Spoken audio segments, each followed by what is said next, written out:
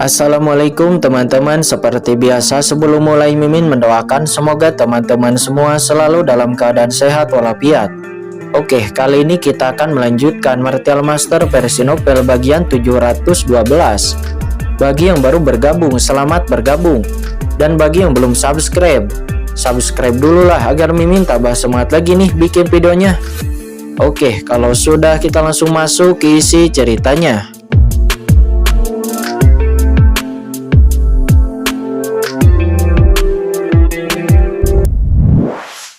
Mempercayai pikiran yang muncul di benak mereka. Tapi sekarang Yun Mengje secara pribadi mengakui bahwa dia bukanlah orang yang telah memasuki menara lantai ke-8. Jadi hanya tersisa satu, yaitu Qingchen, tidak ada yang lain. Seseorang dari kota kecil kota Changsuan, seorang pejuang yang pada awalnya tidak dihargai sama sekali. Seorang pria yang tidak mendaftar untuk penilaian seni bela diri, tetapi meminta Tianjuo untuk memberinya kesempatan memasuki menara suci kuno. Sehingga semua orang mengira dia sedang melihat bahan tertawaan. Tetapi orang seperti itu berhasil masuk ke menara lantai ke-8. Ini hanyalah sebuah fantasi. Di atas langit banyak petinggi juga kaget. Tidak mungkin. Bagaimana ini mungkin?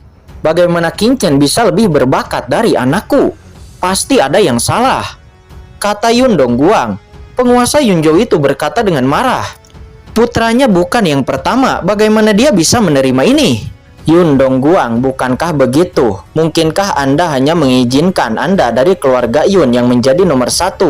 Jadi teman kecil Qingchen tidak bisa menjadi nomor 1, kata Tuan Gedung Wangu. Dia berkata dengan ringan, tetapi hatinya dipenuhi dengan kejutan.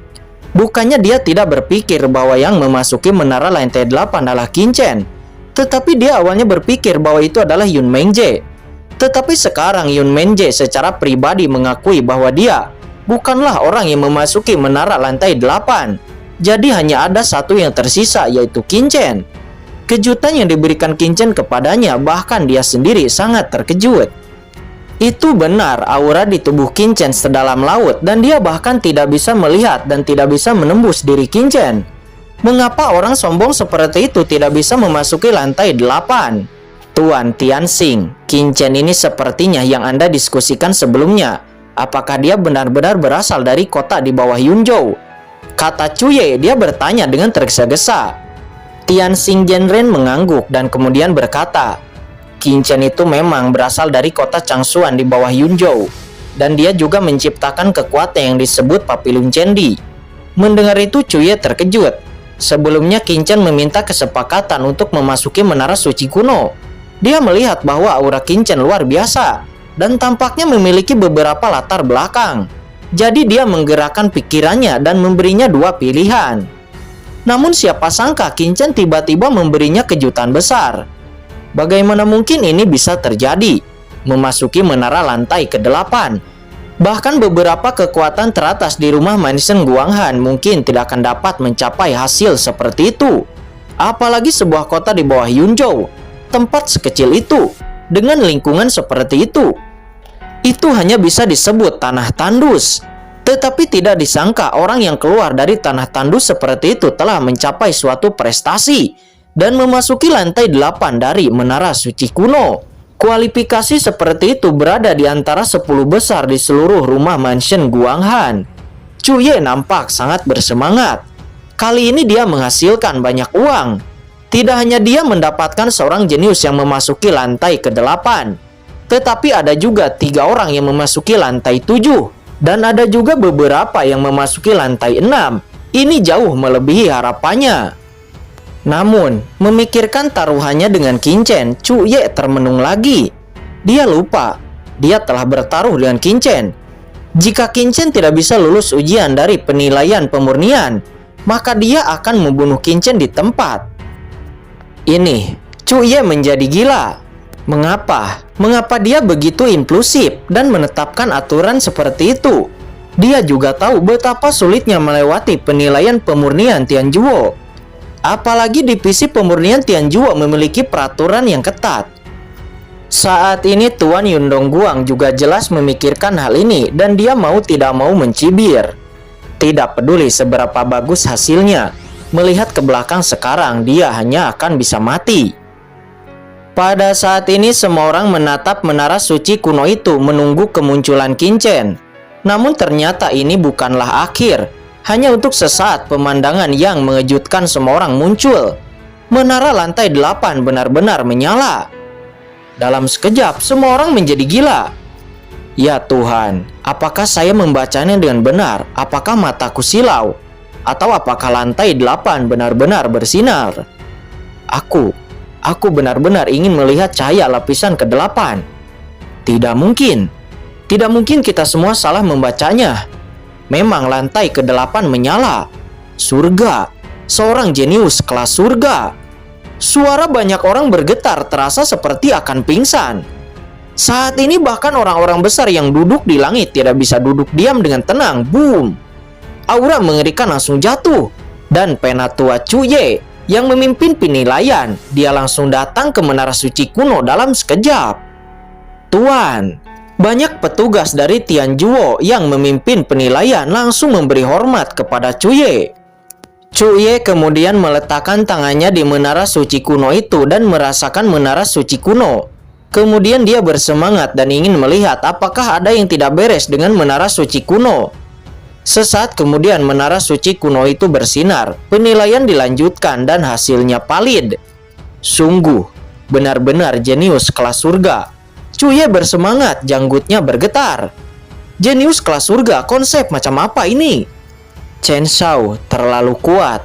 Ao Qingling dan Qin Tinting sama-sama bersemangat dan mengagumi. Tetapi mereka sangat tenang, karena mereka sudah lama berharap Qin-Chen akan mengejutkan semua orang. Pada saat ini semua orang sangat menantikannya dan ingin tahu kemana Qin-Chen bisa pergi. Dan kapan Qin-Chen akan tersingkir, karena mereka berpikir bahwa tidak mungkin Qin-Chen bisa melanjutkan. Saat ini di lantai 8 menara suci kuno, Qin-Chen sedang menjalani penilaian. Di depan matanya ada banyak meteor. Meteor yang tak terhitung jumlahnya lewat, dan setiap meteor mengandung aura yang menakutkan. Terus-menerus menelusuri jejak merah bintang jatuh di ruang hampa yang gelap gulita. Langit penuh dengan jejak meteor, rasanya seperti berada di hujan meteor yang luas. Tetapi Qin-Chen memusatkan perhatiannya dan mengamati jejak meteor yang jatuh ini. Pada penilaian tingkat ke-8 ini, Qin-Chen harus mengamati jejak-jejak meteor-meteor tersebut.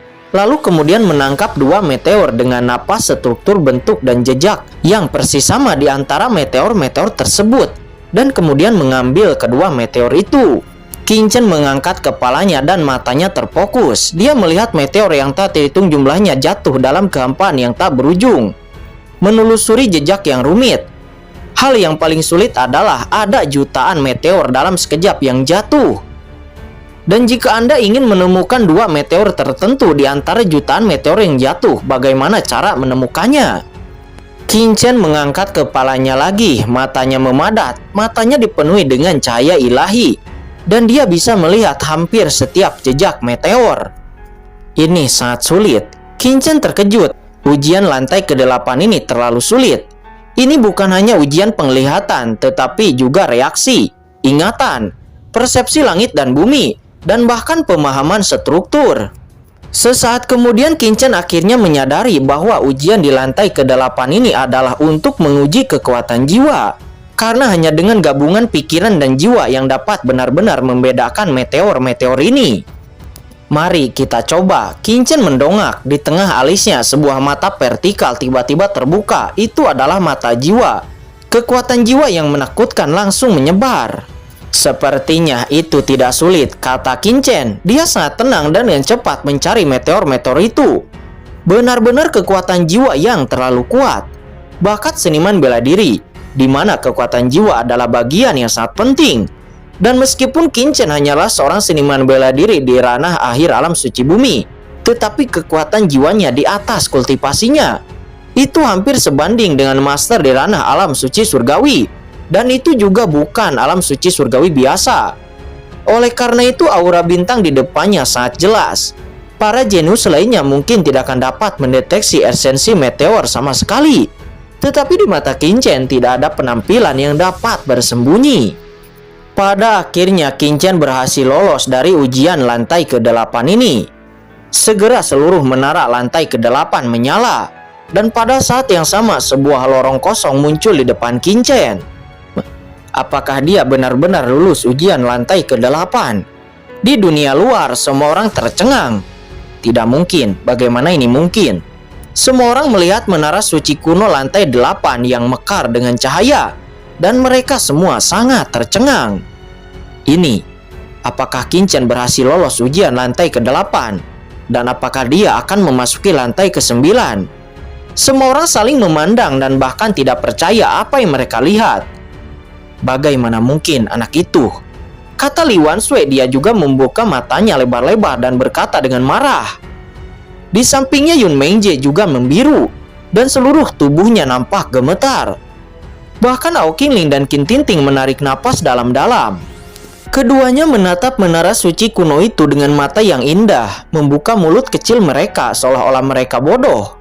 Sejujurnya meskipun mereka tahu bahwa Qin luar biasa, mereka tidak pernah berpikir bahwa Qin akan sangat luar biasa, sehingga dia akan dapat lolos ujian dari lantai ke-8 dan akan segera memasuki lantai ke-9. Luar biasa, apakah anak ini benar-benar jenius arogan di Yunzhou? Kata penatua Cuye, dia gemetar.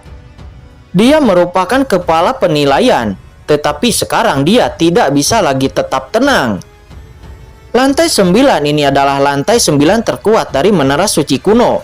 Bahkan jika itu adalah tempat rahasia di rumah mansion Guanghan, keturunan guru suci mungkin tidak akan dapat memasuki lantai ke-9, bukan? Dikabarkan bahwa siapapun yang melakukan penilaian menara suci kuno, selama dia memasuki lantai 9, terlepas dari apakah dia telah melewati salah satu ujian dari tingkat ke-9, selama dia masuk, itu berarti orang ini memiliki potensi untuk menjadi seorang guru suci. Guru suci, penguasa surga, yang dapat mengendalikan suatu benua, kuat dan tak terkalahkan. Karakter seperti itu belum lahir selama bertahun-tahun, dan saya benar-benar bertemu di sini. Ini. Jika Qin benar-benar dapat memasuki divisi seni bela diri Tianjuo-nya di bawah rayuannya, di masa depan, begitu dia menjadi guru suci, dia juga akan menjadi salah satu raksasa divisi seni bela diri Tianjuo di rumah mansion Guanghan. Kemuliaan macam apa ini? Pada saat ini seluruh alun-alun menara suci kuno, apakah itu prajurit ataupun petugas dari Tianjuo, mereka semua tidak bisa membantu tetapi memiliki jantung yang berdetak. Saat ini Qin secara alami tidak tahu segalanya tentang dunia luar. Pada saat ini Qin melihat pembukaan lantai ke-9. Darahnya mendidih, dan dia berdiri di sana untuk waktu yang lama. Haruskah aku memasuki lantai 9 dan menantang yang terakhir? Sekarang aku harus menjadi yang pertama. Begitu aku memasuki lantai 9 dan menerima tantangan, potensiku akan terungkap sepenuhnya. Sekarang aku seorang jenius dari peringkat surga. Tianjuo pasti akan menganggapku sebagai target utama, dan berita tentang penilaian menara suci kuno ini juga akan sangat menyebar. Dan saya pasti akan menjadi objek perhatian semua orang di rumah mansion Guanghan. Lantai ke-8 menara suci kuno, meskipun itu bagus, tetapi masih ada orang yang bisa memasukinya. Namun setelah saya memasuki lantai ke-9, itu mungkin bukan hal yang baik. Jika aku memasuki lantai ke-9, pasti akan banyak master yang mengejarku dan ingin mengetahui rahasiaku, kata Qin.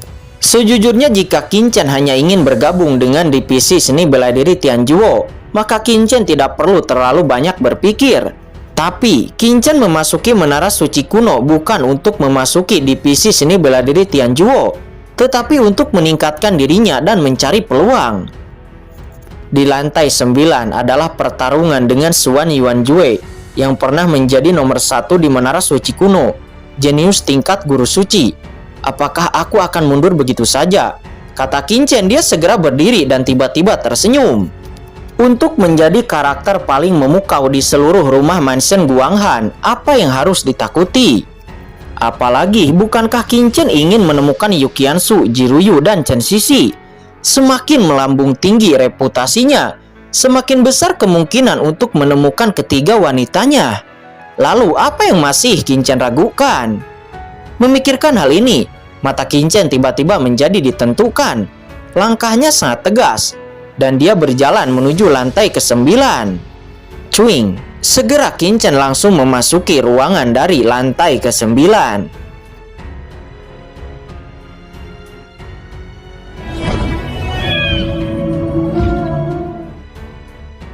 Oke guys, sudah dulu ya. Jangan lupa subrek biar lanjut terus ceritanya. Bagi yang sudah subrek, mudah-mudahan dimudahkan rezekinya. Mimin undur diri. See you next and goodbye.